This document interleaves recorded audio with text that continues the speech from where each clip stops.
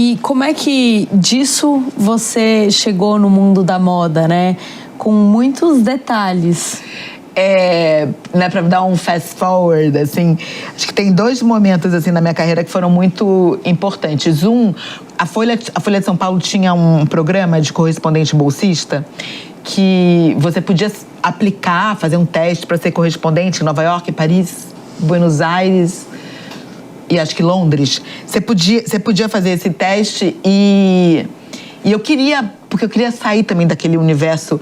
Eu apliquei para Paris, terminei sendo para Nova York. E o Zeca Camargo, ele era editor da Ilustrada. E eu lembro que eu ia ter que cobrir cinema. Então, antes da moda veio o cinema. E eu falava, Zeca, mas assim, eu não sou uma crítica de cinema. Eu cubro o buraco de rua, tragédia, Congresso Nacional. Ele falou, olha, é muito simples. Você tem que estudar. Vai ter um filme, você vai receber toda a sinopse, você vai ler. E você tem que ser curiosa, você tem que fazer as perguntas certas, assim. O Zeca me falou isso lá atrás. E aí eu entrevistei Brad Pitt, Robert De Niro, tantos diretores, Scorsese, Spike Lee, assim, pessoas que eu admirava muito. E todo dia eu falava, será que eu vou conseguir fazer isso? Mas eu falava, vou lembrar do conselho do Zeca. Né? E o conselho do Zeca era leia tudo. Então, assim, se informe, pesquise. Nessa época não tinha Google. Então, você tinha que ler realmente as apostilas que os estúdios mandavam. E quando chega lá, pergunte, não seja preguiçosa e tal. E aí, quando, né, eu sempre quis contar histórias, não necessariamente de tragédia.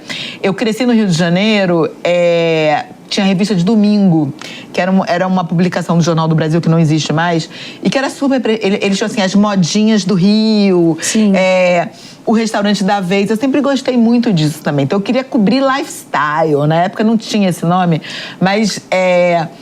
Foi um pouco daí. Eu fui quando eu cansei, né? Eu voltei de Nova York, fui para Brasília. Fiquei 4 anos cobrindo política em Brasília. Quando eu cansei, eu sabia que eu queria cobrir uma parte mais light da vida, não hard news, né? Mas o soft news. Aí eu fui cobrir bem-estar. Do bem-estar eu fui para a Trip, para a TPM. Da Trip, da TPM eu fui primeiro para o Jornal do Brasil, depois... E aí, na Trip e na TPM eu comecei a trabalhar com moda, porque tinha moda nas 2 revistas.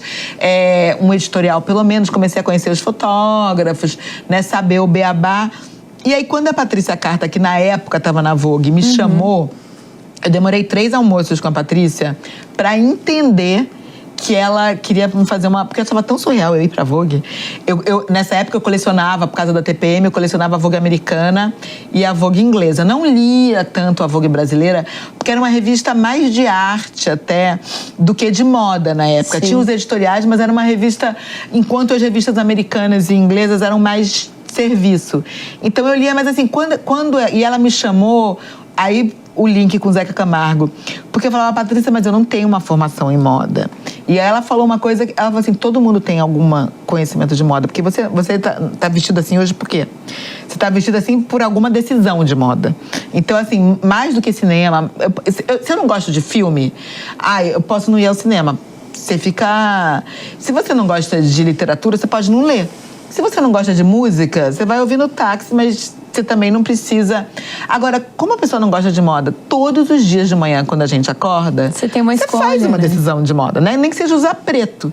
Então, por conta disso, assim, conversando com a Patrícia, e ela queria que levasse o jornalismo pra dentro da Vogue, né? Ter mais serviço, falar... Aí eu falei, isso eu sei fazer.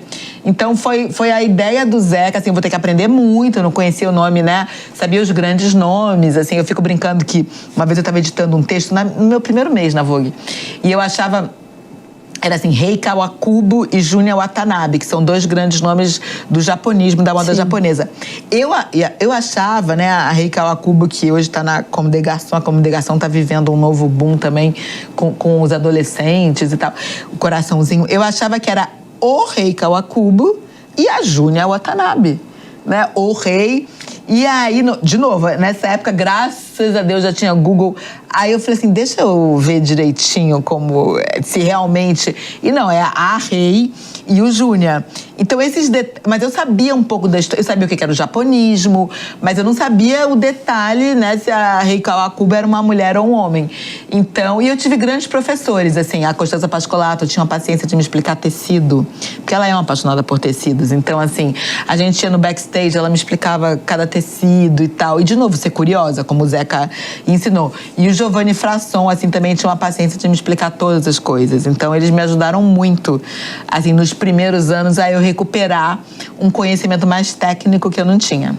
E assim, com tantos anos de mercado de moda, qual é a sua opinião sobre o papel da mídia na construção dessas narrativas de tendência nesse segmento? Hoje ou naquela época? Naquela época.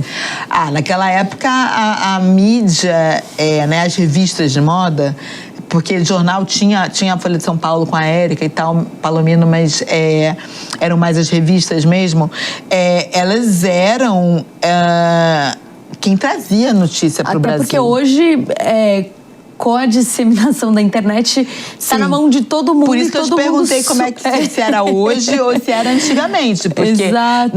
Quando eu entrei, a gente já tinha Google e tal, mas, por exemplo, as salas de desfile, elas não tinham Wi-Fi. Você entrava, né, quando tinha São Paulo Fashion Week, o fotógrafo ficava lá, mas ele tinha que voltar para um lugar que tivesse uma conexão que era lenta para conseguir descarregar as imagens e tal. Então, assim, a pessoa que amava a moda, ela dependia de um veículo, porque o influencer, ele não tinha um lounge no São Paulo Fashion Week. Quem tinha um lounge eram as revistas. Então, isso vale lá para fora também. As pessoas ficavam sabendo o que estava acontecendo através das revistas. Hoje, elas sabem em tempo real, porque as próprias marcas viraram veículos, né? Elas transmitem seus desfiles ao vivo. E aí o consumidor, ele já vai interagindo, gostei disso, não gostei disso. E você tem uma série, né, de pessoas que comentam sobre aquilo ali ao mesmo tempo. Então, eu acho que na questão da opinião sobre a tendência, ou é tudo muito rápido e os veículos perderam essa supremacia. Mas eu acho que tem uma coisa muito importante, assim, quando me perguntam qual é a relevância de um veículo tradicional, né? Tradicional no sentido que lá fora eles chamam de legacy media, mas é um veículo mesmo, né? Que tem uma revista, não é um veículo alternativo, que às vezes, né, é um fanzine. Duas coisas, eu acho, assim, a credibilidade. Porque isso é uma coisa, né, importante. As revistas, elas têm ali, sobretudo se você está num grupo grande, elas têm uma obrigação. E a outra coisa, então, assim, acho que assim, tem uma coisa de credibilidade, que você... É uma notícia, né, verdadeira que está ali. E a outra coisa é você ter uma memória e você saber contextualizar. Então, assim, todo mundo pode dizer que odiou aquela bota da Gucci. Vai ter várias opiniões, mas a revista tem a obrigação de mostrar em 1960, porque ela tem um arquivo, então, assim, ela tem que fazer a boa revista, né? O bom editor. Ele tem que fazer esse papel de contextualizar. A informação todo mundo tem ao mesmo tempo, sim, a opinião todo mundo tem, mas a revista, ela tem um papel e um dever de contextualizar isso, porque ela tem anos de estrada. Então, ela pode dar uma explicação melhor do que, às vezes, um crítico mais jovem, muito rápido. Ele vai ser mordaz na crítica dele e vai falar do aqui e agora, mas falta essa noção, né, de estrada e de passada que eu acho que os veículos tradicionais têm a obrigação de dar. E hoje em dia você consegue... Como que você vê nos próximos anos, né, as revistas? Porque cada vez mais a gente vê as revistas como talvez uma experiência moldada com o papel ali da mídia. Você consegue ver isso ainda atual? Como que você vê? Eu acho que tem uma corrente que fala o seguinte, e eu acredito muito nessa corrente. Que nem a gente dizia, né, que quando teve que o cinema ia acabar, porque você começou a ter o streaming, e na verdade ele vai se adaptando. Hoje em dia você vai no cinema, parece que você tá num spa, né? A cadeira, porque realmente para ficar durinho, então as pessoas vão também em busca de uma experiência. Eu acho que o papel, né, falando da revista mais do que só da mídia, o papel da revista, eu acho que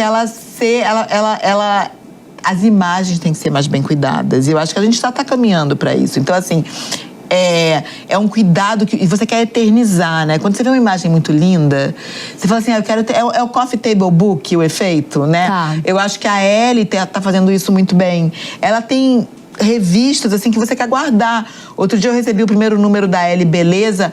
Eu não consigo jogar aquilo ali fora, porque é uma coisa, né, tão linda, que emociona. Você fala assim, como eu posso jogar isso no lixo? Em contrapartida, se é uma revista que só tem informação, seja ela na internet, você vai jogar ela fora. Então, eu acho que um jeito das revistas se perpetuarem e continuarem, elas terem um cuidado e serem inovadoras, surpreendentes na foto. Você fala, uau, né? Eu quero guardar aquilo ali. Eu acho que esse, assim, é um caminho, né, bastante seguro de você mostrar o que é belo, a gente não joga fora. Então, eu acho que surpreender o leitor mais do que nunca, né, pela imagem. E aí, assim, não é que a revista não tem um papel de informar, mas ela vai informar digitalmente. Sim. Mas no papel, ela tem que fazer você falar assim, uau. E como é que disso você chegou no mundo da moda, né? Com muitos detalhes. Né, para dar um fast forward, assim, acho que tem 2 momentos assim na minha carreira que foram muito importantes. A Folha de São Paulo tinha um programa de correspondente bolsista que você podia aplicar, fazer um teste para ser correspondente em Nova York, Paris, Buenos Aires e acho que Londres. Você podia fazer esse teste e eu queria, porque eu queria sair também daquele universo. Eu apliquei para Paris, terminei sendo para Nova York. E o Zeca Camargo, ele era editor da Ilustrada. E eu lembro que eu ia ter que cobrir cinema. Então, antes da moda veio o cinema. E eu falava, Zeca, mas assim, eu não sou uma crítica de cinema. Eu cubro o buraco de rua, tragédia, Congresso Nacional. Ele falou, olha, é muito simples. Você tem que estudar. Vai ter um filme, você vai receber toda a sinopse, você vai ler. E você tem que ser curiosa, você tem que fazer as perguntas certas, assim. O Zeca me falou isso lá atrás. E aí eu entrevistei Brad Pitt, Robert De Niro, tantos diretores, Scorsese, Spike Lee, assim, pessoas que eu admirava muito. E todo dia eu falava, será que eu vou conseguir fazer isso? Mas eu falava, vou lembrar do conselho do Zeca, né? E o conselho do Zeca era leia tudo. Então, assim, se informe, pesquise. Nessa época não tinha Google. Então, você tinha que ler realmente as apostilas que os estúdios mandavam. E quando chega lá, pergunte, não seja preguiçosa e tal. E aí, quando, né, eu sempre quis contar histórias, não necessariamente de tragédia.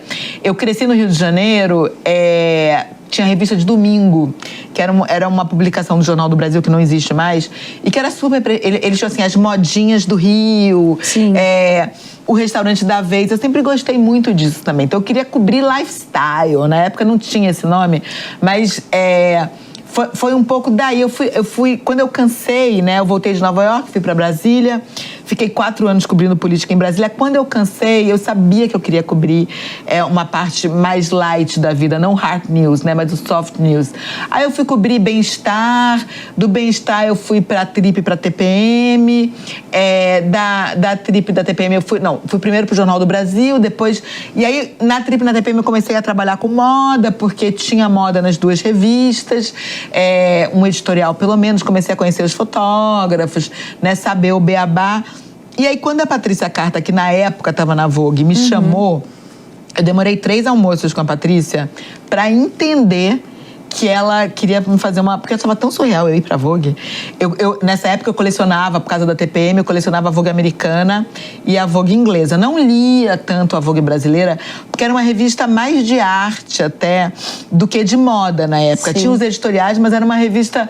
Enquanto as revistas americanas e inglesas eram mais serviço. Então eu lia, mas assim, e ela me chamou, aí o link com o Zeca Camargo, porque eu falava, Patrícia, mas eu não tenho uma formação em moda. E aí ela falou uma coisa, ela falou assim, todo mundo tem algum conhecimento de moda, porque você tá vestido assim hoje por quê? Você tá vestido assim por alguma decisão de moda. Então, assim, mais do que cinema, se eu não gosto de filme, eu posso não ir ao cinema. Você fica... Se você não gosta de literatura, você pode não ler. Se você não gosta de música, você vai ouvir no táxi, mas você também não precisa... Agora, como a pessoa não gosta de moda, todos os dias de manhã, quando a gente acorda... Você tem uma escolha, Você faz uma né? decisão de moda, né? Nem que seja usar preto. Então, por conta disso, assim, conversando com a Patrícia, e ela queria que levasse o jornalismo para dentro da Vogue, né? Ter mais serviço, falar... Aí eu falei, isso eu sei fazer. Então, foi a ideia do Zeca, assim, eu vou ter que aprender muito, eu não conhecia o nome, né? Sabia os grandes nomes, assim, eu fico brincando que uma vez eu estava editando um texto no meu primeiro mês na Vogue, e eu achava... Era assim, Rei Kawakubo e Junya Watanabe, que são dois grandes nomes do japonismo, da moda japonesa. Eu achava, né, a Rei Kawakubo, que hoje está na Comme des Garçons, a Comme des Garçons está vivendo um novo boom também com os adolescentes e tal, o coraçãozinho. Eu achava que era o Rei Kawakubo e a Junya Watanabe, né, o rei. E aí, de novo, nessa época, graças a Deus, já tinha Google. Aí eu falei assim, deixa eu ver direitinho como, se realmente... E não, é a Rei e o Junya. Então, mas eu sabia um pouco da história, eu sabia o que era o japonismo, mas eu não sabia o detalhe, né, se a Rei Kawakubo era uma mulher ou um homem. Então, e eu tive grandes professores, assim, a Costanza Pascolato tinha uma paciência de me explicar tecido, porque ela é uma apaixonada por tecidos. Então, assim, a gente ia no backstage, ela me explicava cada tecido e tal. E, de novo, ser curiosa, como o Zeca ensinou. E o Giovanni Frasson, assim, também tinha uma paciência de me explicar todas as coisas. Então, eles me ajudaram muito, assim, nos primeiros anos, a eu recuperar um conhecimento mais técnico que eu não tinha. E assim, com tantos anos de mercado de moda, qual é a sua opinião sobre o papel da mídia na construção dessas narrativas de tendência nesse segmento? Hoje ou naquela época? Naquela época. Naquela época a mídia, né, as revistas de moda, porque jornal tinha a Folha de São Paulo com a Érica e tal, Palomino, mas eram mais as revistas mesmo, elas eram quem trazia notícia para o Brasil. Até porque hoje... com a disseminação da internet, está na mão de todo mundo. Por isso que eu te perguntei como é que se era hoje ou se era antigamente. Porque exato. Quando eu entrei, a gente já tinha Google e tal, mas, por exemplo, as salas de desfile, elas não tinham Wi-Fi. Você entrava, né, quando tinha São Paulo Fashion Week, o fotógrafo ficava lá, mas ele tinha que voltar para um lugar que tivesse uma conexão que era lenta para conseguir descarregar as imagens e tal. Então, assim, a pessoa que amava a moda, ela dependia de um veículo, porque o influencer, ele não tinha um lounge no São Paulo Fashion Week. Quem tinha um lounge eram as revistas. Então, isso vale lá para fora também. As pessoas ficavam sabendo o que estava acontecendo através das revistas. Hoje, elas sabem em tempo real, porque as próprias marcas viraram veículos, né? Elas transmitem seus desfiles ao vivo. E aí o consumidor, ele já vai interagindo, gostei disso, não gostei disso. E você tem uma série, né, de pessoas que comentam sobre aquilo ali ao mesmo tempo. Então, eu acho que na questão da opinião sobre a tendência, ou é tudo muito rápido e os veículos perderam essa supremacia. Mas eu acho que tem uma coisa muito importante, assim, quando me perguntam qual é a relevância de um veículo tradicional, né? Tradicional no sentido que lá fora eles chamam de legacy media, mas é um veículo mesmo, né? Que tem uma revista, não é um veículo alternativo, que às vezes, né, é um fanzine. Duas coisas, eu acho, assim, a credibilidade. Porque isso é uma coisa, né, importante. As revistas, elas têm ali, sobretudo se você está num grupo grande, elas têm uma obrigação. E a outra coisa, então, assim, acho que assim, tem uma coisa de credibilidade, que você... É uma notícia, né, verdadeira que está ali. E a outra coisa é você ter uma memória e você saber contextualizar. Então, assim, todo mundo pode dizer que odiou aquela bota da Gucci. Vai ter várias opiniões, mas a revista tem a obrigação de mostrar em 1960, porque ela tem um arquivo, então, assim, ela tem que fazer a boa revista, né? O bom editor. Ele tem que fazer esse papel de contextualizar. A informação todo mundo tem ao mesmo tempo, Sim. A opinião todo mundo tem, mas a revista, ela tem um papel e um dever de contextualizar isso, porque ela tem anos de estrada. Então, ela pode dar uma explicação melhor do que, às vezes, um crítico mais jovem, muito rápido. Ele vai ser mordaz na crítica dele e vai falar do aqui e agora, mas falta essa noção, né, de estrada e de passada que eu acho que os veículos tradicionais têm a obrigação de dar. E hoje em dia você consegue... Como que você vê nos próximos anos, né, as revistas? Porque cada vez mais a gente vê as revistas como talvez uma experiência moldada com o papel ali da mídia. Você consegue ver isso ainda atual? Como que você vê? Eu acho que tem uma corrente que fala o seguinte, e eu acredito muito nessa corrente. Que nem a gente dizia, né, que quando teve que o cinema ia acabar, porque você começou a ter o streaming, e na verdade ele vai se adaptando. Hoje em dia você vai no cinema, parece que você tá num spa, né? A cadeira, porque realmente para ficar durinho, então as pessoas vão também em busca de uma experiência. Eu acho que o papel, né, falando da revista mais do que só da mídia, o papel da revista, eu acho que as imagens têm que ser mais bem cuidadas. E eu acho que a gente tá caminhando para isso. Então, assim, é um cuidado e você quer eternizar, né? Quando você vê uma imagem muito linda, você fala assim, eu quero ter... É o Coffee Table Book, o efeito, né? Tá. Eu acho que a Elle tá fazendo isso muito bem. Ela tem revistas, assim, que você quer guardar. Outro dia eu recebi o primeiro número da Elle Beleza. Eu não consigo jogar aquilo ali fora, porque é uma coisa, né, tão linda, que emociona. Você fala assim, como eu posso jogar isso no lixo?